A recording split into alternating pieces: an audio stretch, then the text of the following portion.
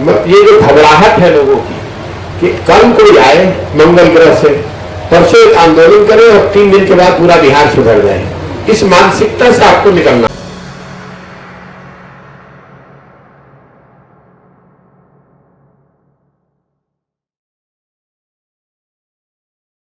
ये जो घबराहट है लोगों की कि कल कोई आए मंगल ग्रह से, परसों एक आंदोलन करे और 3 दिन के बाद पूरा बिहार सुधर जाए, इस मानसिकता से आपको निकलना पड़ेगा।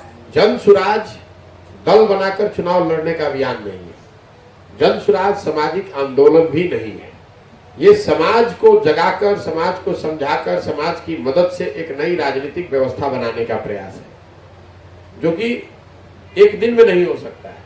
साल लगे, 2 साल लगे, 5 साल लगे, मुझे पता नहीं है। देखिए, आंदोलन और क्रांति जो है वो तेज हथियार के जैसा है, उससे आप किसी सत्ता को उखाड़ सकते हैं। आपके पास तेज हथियार हो तो आप बड़े से बड़ा पेड़ काट सकते हैं, लेकिन उस तेज हथियार से आप पौधे को वृक्ष नहीं बना सकते। मानव सभ्यता के इतिहास को अगर आप देखेंगे, पढ़ेंगे, सुनेंगे, समझेंगे, तो फ्रांस की क्रांति को अगर आप अपवाद के तौर पर अलग हटा दें तो दुनिया में, बिहार और भारत की बातें छोड़ दीजिए, दुनिया में किसी आंदोलन ने मानव सभ्यता में कोई बहुत लंबा पॉजिटिव चेंज नहीं किया है।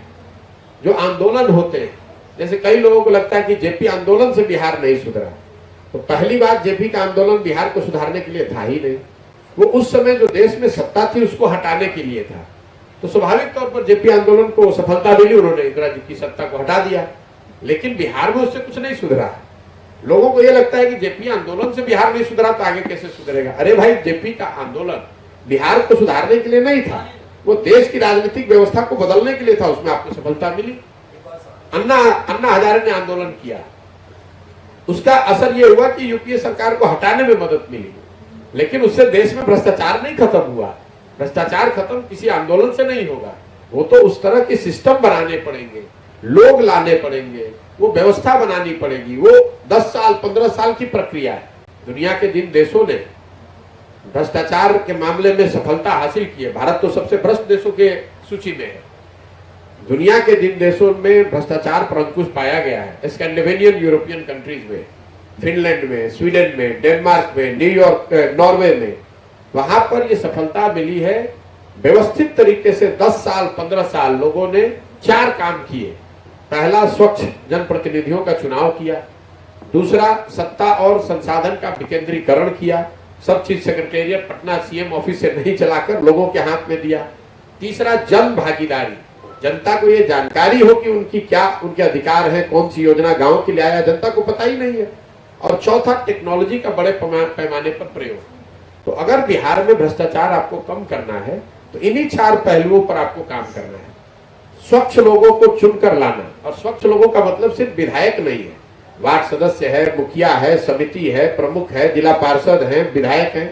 हर स्तर पर अगर स्वच्छ लोग चुनकर आएंगे तभी आप वो सुधार करेंगे। आप 500 रुपया लेकर मुखिया को वोट दीजिएगा और सोचिएगा कि वो मुखिया आकर ईमानदार बना रहे, ये कैसे संभव है। तो आप जड़ को पकड़िए। जड़ में यह है कि लोगों का वोटिंग बिहेवियर ठीक नहीं है। अगर जनप्रतिनिधि चुनकर आ गए अच्छे, तो उसके साथ आपको कानून के जरिए यह सुनिश्चित करना होगा कि सत्ता और संसाधन का विकेंद्रीकरण हो। मतलब हर चीज चीफ मिनिस्टर और उसके 4 अफसर और 4 सीनियर मंत्री न चलाएं। पंचायतों को यह अधिकार दिया जाए। पंचायत में जो लोग जीत कर आ रहे हैं उनको यह अधिकार दिया जाए। आप में से कुछ लोग कह सकते हैं कि पंचायत में भी लोग चोरी कर रहे हैं, बिल्कुल कर रहे हैं, लेकिन देखिए, नल जल योजना में बड़ी चोरी हुई।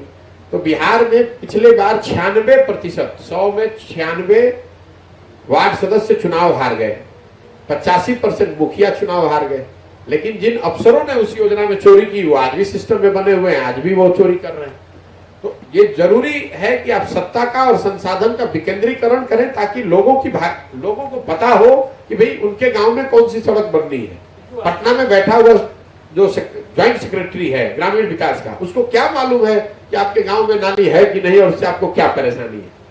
और तीसरी बात जो मैं बता रहा हूं, जन भागीदारी है ही नहीं, जनता को मालूम ही नहीं है, उसको तो भिखारी बना दिया गया है। जनता जैसे किसी को कुर्ता पजामा पहन के देखती है तो उससे जाके मांगते हैं, भैया हमारा कार्ड दिलवा दीजिए, आधार कार्ड बताइए। आधार कार्ड में जब 2500 रुपए लिया जा रहा है घूस के तौर पर, तो ये तो सिर्फ इसलिए कि जनता को मालूम नहीं है कि भाई आधार कार्ड बनाने के लिए पैसा नहीं लगना चाहिए। और चौथी बात है तकनीक का प्रयोग। अभी स्मार्ट मीटर आप देख रहे हैं बिजली विभाग ने लाया है। नल जल योजना जिसकी इतनी बात हो रही है, नल जल योजना बनाने में मान लीजिए एक योजना को बनाने में 20 लाख रुपए लगे, अगर सरकार ने 50,000 रुपए और खर्च किया होता तो टेक्नोलॉजी के माध्यम से ये सुविधा होती कि पटना में बैठे बैठे, दिल्ली में बैठे बैठे आपको ये जानकारी होती कि उस नल जल योजना में कितने बजे मोटर ऑन हुआ, कितना पानी डिस्चार्ज हुआ और कितने बजे मोटर ऑफ हुआ, उस पानी की क्वालिटी क्या थी, उसका फोर्स क्या था, ये सब चीज आप पटना में बैठे बैठे कर सकते थे।